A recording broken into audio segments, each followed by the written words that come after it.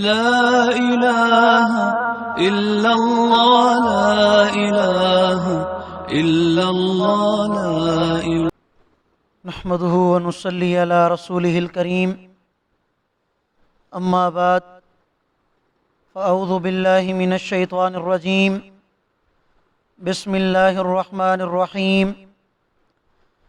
كذبت ثمود المرسلين إذ قال لهم أخوهم صالح ألا تتقون إني لكم رسول أمين صدق اللہ العظیم۔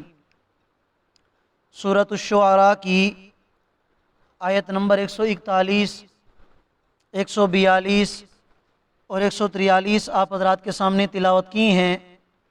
آیات کریمہ کا ترجمہ یہ ہے، اللہ رب العالمین ارشاد فرما رہے ہیں کہ قوم سمود نے پیغمبروں کو جھٹلایا جبکہ ان کے بھائی صالح نے ان سے کہا تھا الا تتقون، کہ کیا تمہارے دلوں میں اللہ کا ڈر نہیں ہے؟ بے شک میں تمہارے لیے ایک امانت دار پیغمبر بنا کے بھیجا گیا ہوں۔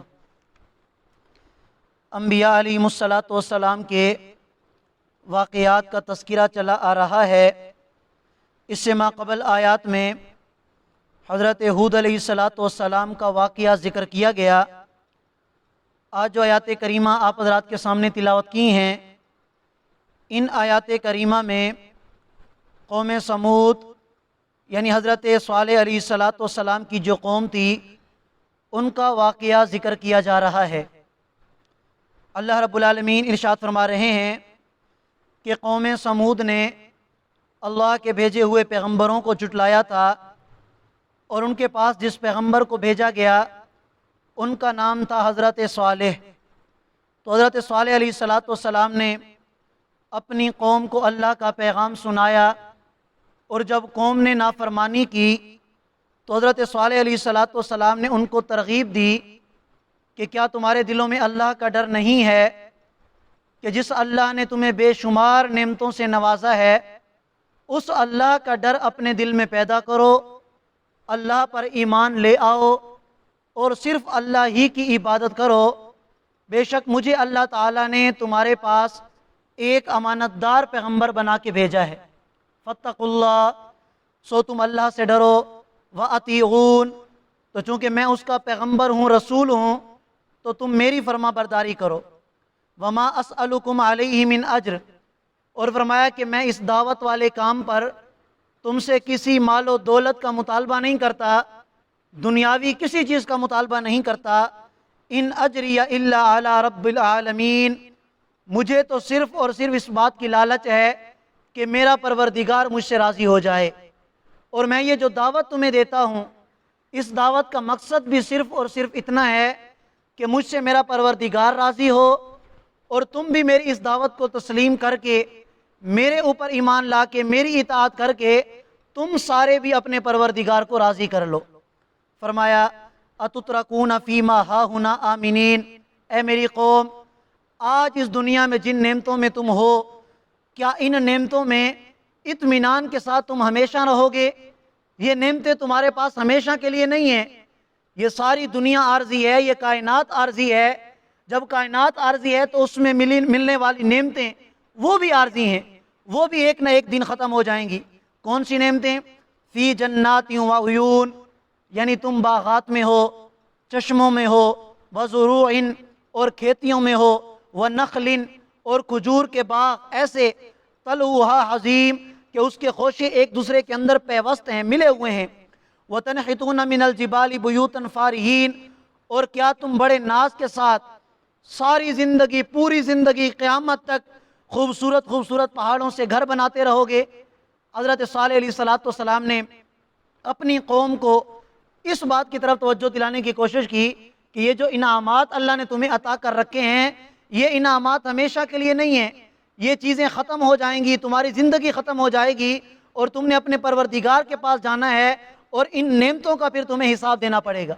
حضرت صالح علیہ السلام کی اس تقریر سے ہم سب کو یہ سبق ملتا ہے، یا اللہ نے ہماری توجہ اس بات کی طرف دلائی ہے کہ آج دنیا میں اللہ تعالیٰ نے مجھے اور آپ کو سب مسلمانوں کو بے شمار نعمتوں سے نوازا ہے۔ ہم اللہ کے انعامات پر، اللہ کے فضل اور کرم پر اللہ کا شکر ادا نہیں کر سکتے۔ بے شمار نعمتوں سے ہم روزانہ نفع اٹھاتے ہیں، روزانہ بارش کے قطروں کی طرح اللہ کی نعمتیں ہمارے اوپر برستی ہیں۔ تو اللہ تعالی ہماری توجہ اس بات کی طرف دلانا چاہتے ہیں کہ ہم نے بھی ساری زندگی یا قیامت تک ان نعمتوں میں نہیں رہنا، بلکہ ہمارے اوپر بھی موت نے آنا ہے، اور یہ ساری دنیا کا عیش و آرام ختم ہو جائے گا، اور قبر کی کال کوٹڑی میں ہم نے پہنچنا ہے، اور اس کال کوٹڑی میں جا کر ہم نے ان نعمتوں کا بھی حساب و کتاب دینا ہے۔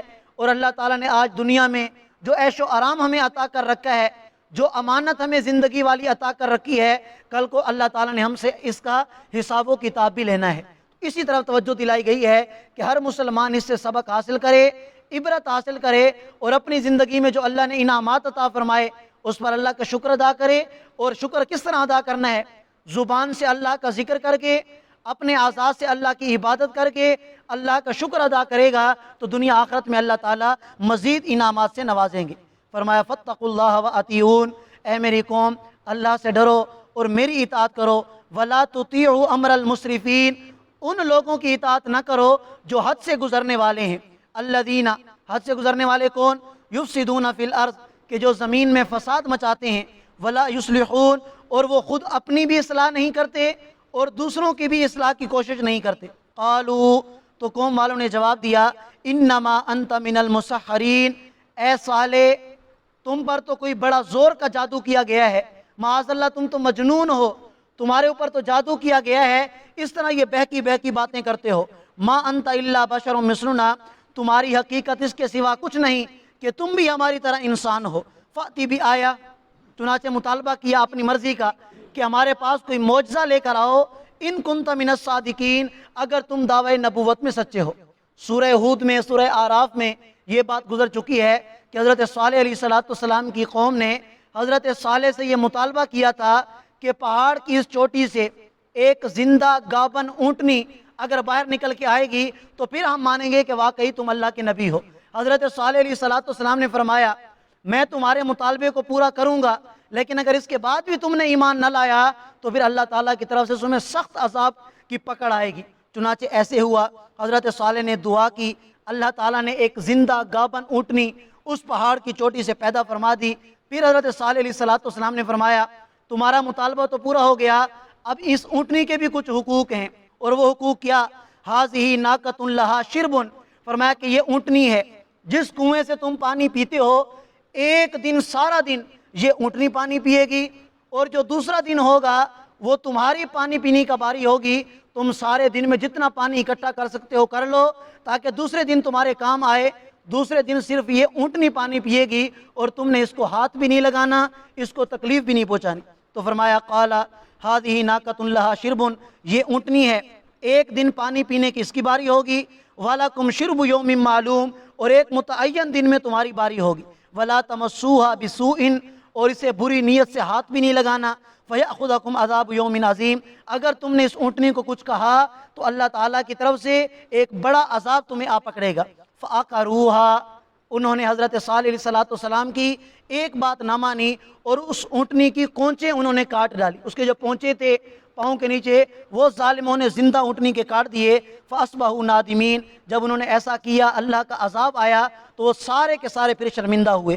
فَأَخَذَهُمُ الْعَذَابُ، چنانچہ اللہ کے عذاب نے انہیں آ پکڑا، اور وہ عذاب کیا تھا کہ ایک چیخ اور ایک چنگھاڑ کی آواز آئی اور اس ساری قوم والوں کے کلیجے پھٹ گئے۔ لیکن یہ تو دنیا کا عذاب تھا، آخرت میں جہنم کے اندر یہ ہمیشہ ہمیشہ رہیں گے۔ فرمایا اِنَّ فِي ذَلِكَ الْآیَةَ، اے ایمان والو تمہارے لیے اس میں عبرت کا سامان ہے، اگر تم نے بھی اپنے نبی کی بات کو نہ مانا اور اپنے نبی کے بتائے ہوئے طریقے کے مطابق زندگی نہ گزاری تو میں تمہارا حشر بھی ایسا کر سکتا ہوں جیسا میں نے پچھلی امتوں کا حشر کیا ہے۔ وَمَا كَانَ أَكْثَرُهُم مُؤْمِنِينَ، لیکن ہماری حالت بھی یہ ہے کہ اکثر لوگ ایمان نہیں لاتے، اگر ایمان لاتے ہیں تو عمل نہیں کرتے، عمل کرتے ہیں تو آدھا کرتے ہیں آدھا چھوڑ دیتے ہیں، غفلت میں زندگی گزارتے ہیں۔ فرمایا وَإِنَّ رَبَّكَ لَهُوَ الْعَزِيزُ الرَّحِيمُ، میرا پیغمبر آپ کا رب کامل اقتدار والا اور بڑا مہربان ہے۔